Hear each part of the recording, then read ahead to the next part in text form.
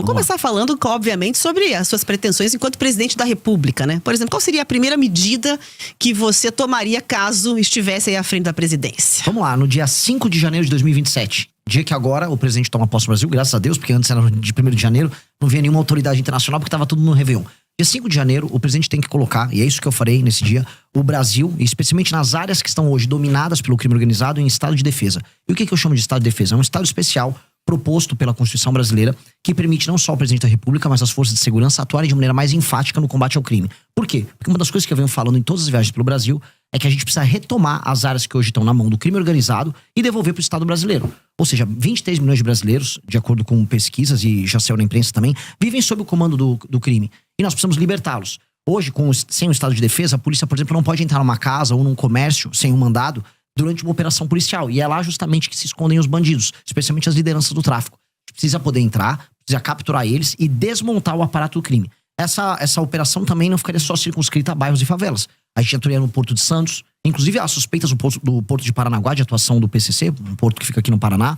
Porto de Pecém, por exemplo, lá no Ceará, ele está sendo alvo de uma tentativa de tomada agora do Comando Vermelho. Então, colocar áreas especiais dentro de um estado de defesa é a primeira ação para a gente retomar o território brasileiro. E isso não é apenas uma coisa enfática e concreta. É basicamente uma forma do governo brasileiro atuar de modo a recuperar milhões de brasileiros que estão fora desse pacto social, que é o pacto social da Constituição brasileira. Então, a principal preocupação seria a questão de segurança, pelo que dá para compreender com essa medida. Agora, quando se fala, né, nessa questão do estado de defesa, há ali uma certa controvérsia em relação a isso. Entende que é uma medida tranquila de ser tomada? Quem é que faria, por exemplo, essas ações, essas operações todas? Polícia Federal? Não, as polícias estaduais, elas têm autonomia e elas podem atuar junto com o governo federal nisso. A Polícia Federal, ela pode atuar. Forças Armadas podem atuar apenas de maneira auxiliar. Elas não têm nem experiência de combate. E esse efeito seria muito claro. A gente tem um papel hoje no Brasil que não é apenas fático, mas ele é simbólico. A gente está aceitando o Estado brasileiro que milhões de brasileiros vivam à margem da sociedade. Que eles vivam basicamente num Estado paralelo com regras paralelas. Então, há de ser enfático nesse tema. Até porque mais radical e mais absurdo é a gente aceitar que o crime organizado exista. Né? A coisa mais maluca que a gente coloca na nossa cabeça é a normalização de um Estado paralelo. E hoje ele é normalizado. Hoje você anda, por exemplo, pelo Ceará, como eu andei, tem cidades inteiras e bairros inteiros. Santa Quitéria é uma cidade tomada pelo Comando Vermelho, bairros inteiros de Fortaleza. Lá tá ali, você vê, o cara picha no muro. Essa área você pode entrar, essa área você não pode entrar. Essa área você pode fazer comércio, essa área não pode. A gente aceitou isso. Ao naturalizar isso, a gente naturalizou o absurdo. Mas depende do desejo do presidente da República, pura e simplesmente, essa definição, como você traz? Primeiro, depende do desejo da população em votar num presidente que tem essa agenda. Então, ela tem que ser majoritária na sociedade civil. Então, ao invés de eu ficar jogando platitudes, vir aqui e falar, não, eu quero lutar pelo povo. Eu não vou fazer platitude. Eu estou falando, olha, é uma eleição plebiscitária. Se você quiser um combate enfático ao crime organizado, você vai votar no número do meu partido, 14. Se você não quiser, tá tudo bem. Você pode votar 22 no Flávio, você pode votar 13 no Lula. Vota em quem quiser. Para mim é uma questão plebiscitária. Por isso que eu tenho que ser muito honesto. Eu vou propor primeiro, como proposta, já para a sociedade civil. E todo mundo vai saber que essa é a primeira coisa que eu farei. Segunda coisa, isso vai para o Congresso. O Congresso, que também foi nas eleições, eu venci essas eleições pautado por esse tema, aí deliberar e convencer e aí colocar em funcionamento. É um status permitido pela nossa Constituição. E eu acho que é um status que garante, inclusive, a cidadania de milhões de brasileiros. Portanto, é obrigação do Estado brasileiro fazer isso. O senhor falou dessa relação aí, falou rapidamente sobre essa relação com o Congresso. Como é que o senhor, se eleito for, o senhor está numa missão, partido menor, né? Com uma expressão hoje menor. Como é que o senhor pretende se relacionar com o Congresso e como aprovar suas medidas caso o senhor seja eleito?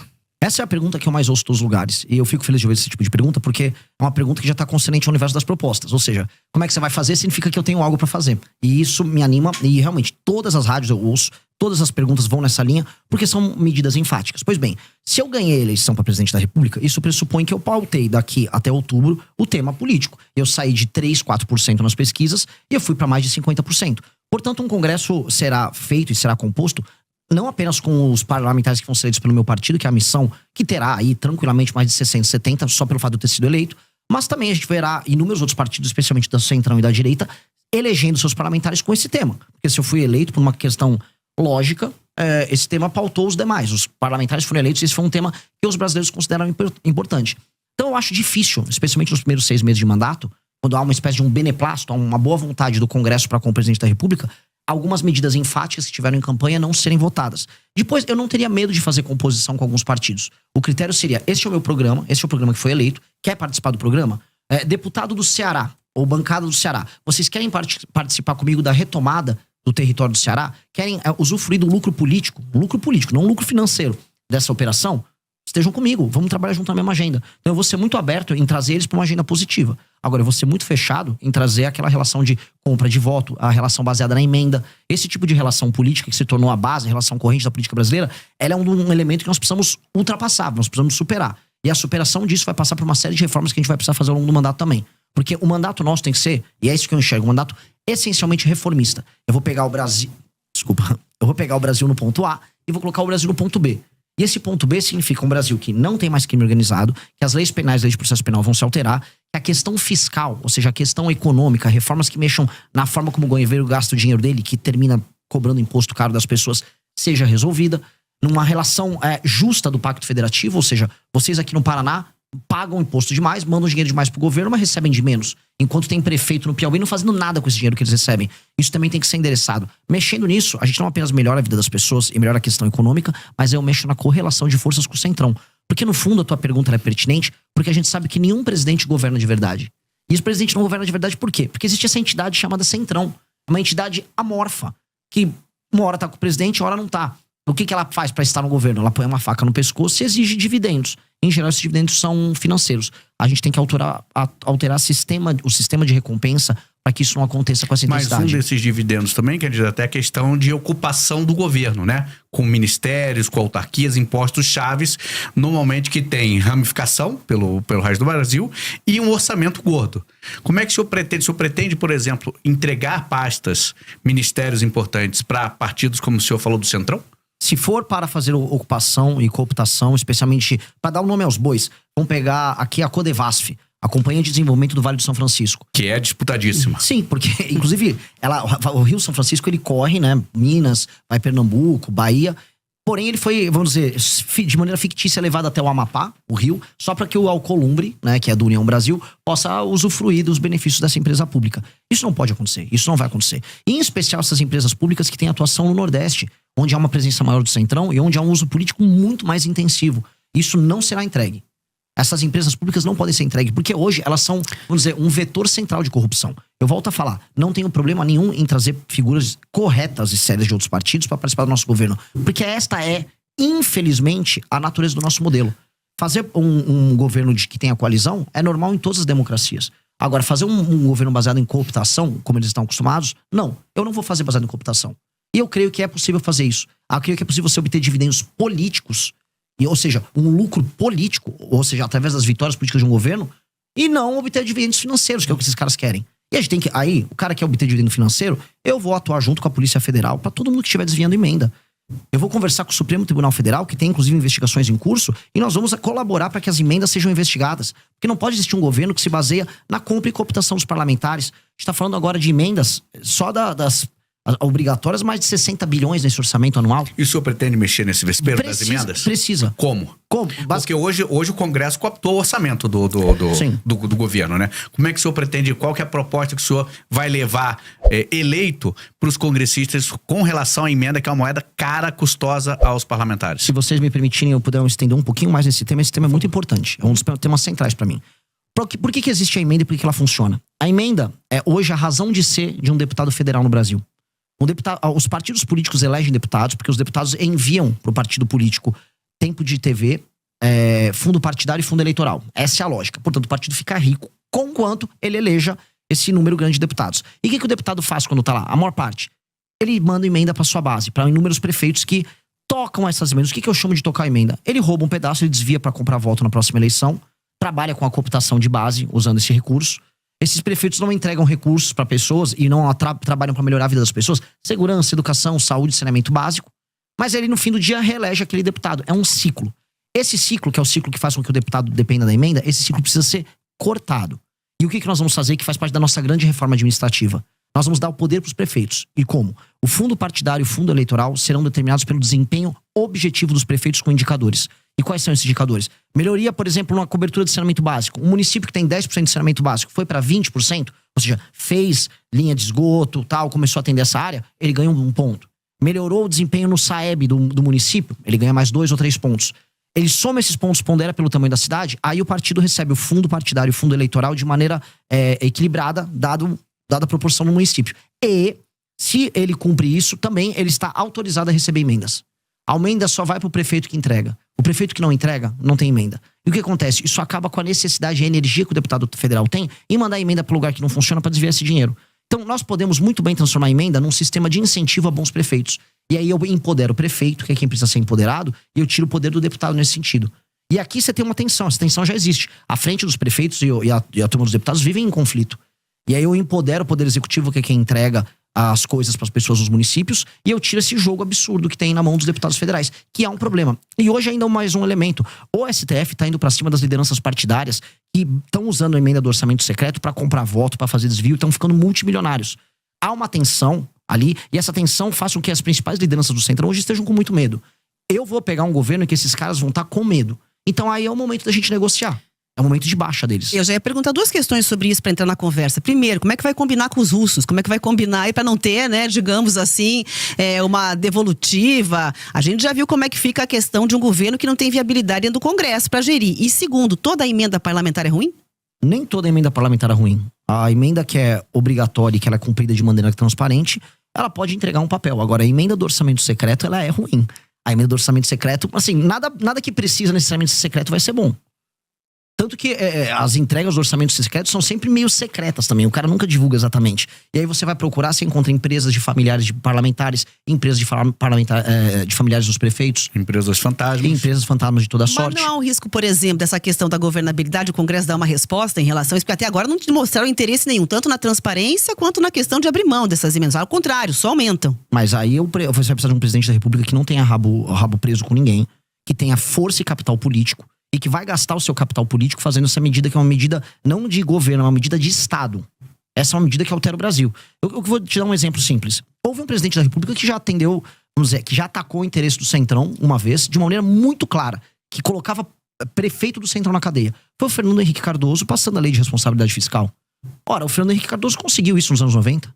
Nós podemos conseguir isso também. Ou seja, se eu ganho a eleição presidencial e eu vou pra cima do enfrentamento ao crime organizado, a gente pode ver que tanto que o Bukele, o próprio Milei teve um pouco desse efeito, você ganha popularidade, você ganha capital político. A questão é, o que o presidente da República faz com o capital político que ele acumula? Alguns ficam, não, vou manter o tempo todo, que eu tenho que pensar na próxima eleição de prefeito. Se eu acumular esse capital político de popularidade e de respeitabilidade, eu vou gastar ele todo fazendo uma reforma que altera a dinâmica da política do Brasil. Porque isso vai impactar na qualidade das prefeituras, para a vida das pessoas nas cidades serem melhores, e vai mexer no sistema político para que o Centrão perca parte desse poder. Isso precisa ser feito. E eu vou ter apoio de inúmeros partidos. Veja, mesmo alguns partidos do Centrão vão preferir o meu modelo. Nem todo mundo no Centrão quer operar com esse modelo. Prefere um modelo, por exemplo, mais municipalista. Eu tenho certeza que se eu conversar com o Kassab, que é do PSD, ele vai preferir esse modelo. Então não é todo o Centrão que quer viver disso. Isso aqui é um modelo que o baixo clero do Congresso adotou, que é a forma que permite que um deputado, em geral, semi-analfabeto, burro, pouco comprometido com o funcionamento da cidade dele, desvie grana, põe um dinheiro no bolso e se reeleja com a compra de voto. Ou seja, o Brasil está sendo tomado por parlamentares e administrado por parlamentares absolutamente corruptos. São eles que não deixam o Brasil andar. E são eles que a gente vai combater. Então, mesmo dentro do parlamento há quem seja contra, e nos prefeitos e na sociedade civil, isso é facilmente, vamos dizer, isso é fácil de explicar e eu vou conseguir convencer. E eu vou gastar meu capital político com isso. Falou aí, você citou o presidente de El Salvador, o Bukele. O que o senhor vê nele? Ou o que o senhor se inspira? Qual que seria a sua proposta para a segurança fazendo esse paralelo com El Salvador que o senhor citou? O que eu gosto muito dele foi o fato de ele ter sido muito enfático no enfrentamento ao crime organizado e ter entendido que território de uma nação é o território de uma nação. Não existe espaço paralelo, não existe território paralelo. O Bukele, ele fez isso, ele pegou uma das nações que eram mais inseguras das Américas e transformou naquela que é hoje, em termos estatísticos, falando de homicídio, a nação mais segura das Américas. Mas há também denúncias de abusos lá, né? Antes havia muito mais denúncias de abuso, simplesmente porque as pessoas morriam em um número muito maior. Agora, o Estado fez isso com a aprovação das pessoas e com a aprovação do Congresso.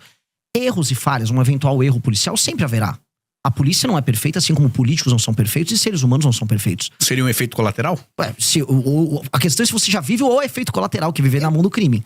Se isso diminuiu e as pessoas perceberam que diminuiu, há uma vantagem objetiva. A gente tem que ser utilitarista aqui. A gente não vive no mundo perfeito. Mas na prática, o senhor faria o quê? Na prática, saber, qual é a proposta? Eu citei pra você já no começo da entrevista. Sim. Pra destruição do crime organizado, eu vou colocar o Brasil, as regiões tomadas pelo crime organizado. Isso inclui desde portos, áreas de fronteira, A longo prazo? favelas. A longo prazo, já no curto prazo também. A gente tem que passar alterações nas leis penais, aumentando as penas, de maneira muito objetiva. E nas leis de execução penal, a gente tem que acabar com artifícios como a progressão, a saidinha, para que a pessoa cumpra a pena dela. Porque o que a gente precisa fazer é alterar o sistema de incentivos que nós temos para que o bandido continue cometendo crime. O que está demonstrado? É quase aquele princípio Pareto. Poucos bandidos cometem a maior parte dos crimes. Eles são sempre reincidentes. A gente tem que combater a reincidência. Então, se a gente aumenta a pena muito e evita a progressão, aquela pessoa que comete um crime, ela na prática ela vai ficar mais tempo na cadeia e ela, antes de tudo, vai ter medo de cometer esse crime para não passar a vida inteira dela lá. E o reincidente, que é o maior problemático, bom, esse aí só sendo muito idiota em continuar cometendo crime. Haverá sempre um reincidente idiota, porque as pessoas, por vezes, são idiotas, cometem crimes baseados em impulso, e esse cara vai ter que ser parado. Então, a polícia tem que ter meios de ação, as leis têm que evitar a progressão, e com base nisso a gente vai conseguir reduzir muito, não apenas o número de homicídios, porque a gente tem números de guerra de homicídios no Brasil. O Brasil tem 22 mortos a cada 100 mil habitantes. A Ucrânia vive de 4 a 5 a cada 100 mil habitantes, em guerra. A gente tem que jogar o Brasil no mínimo para 4 a 5, pra gente ficar no status de guerra na Ucrânia. E o número de assaltos e roubos tem que cair vertiginosamente. Outra coisa, existe muita violência contra a mulher, e isso está demonstrado. Não só a violência em casa, uma violência na rua. Foi entendida a mulher como uma pessoa que tá num status mais frágil para receber um homem que vai botar uma arma, ela entrega as coisas. Os crimes de natureza sexual estão aumentando com relação às mulheres, e a sociedade está ficando escandalizada com isso. É uma sensação de segurança geral. Então isso precisa ser dado de volta para as pessoas. Nominalmente, a gente tem o direito de ir e vir. Agora, eu duvido que minha irmã sinta que ela tem o direito de ir e vir na sociedade brasileira. O direito de ir e vir de uma mulher brasileira, ele é mitigado, ele é reduzido.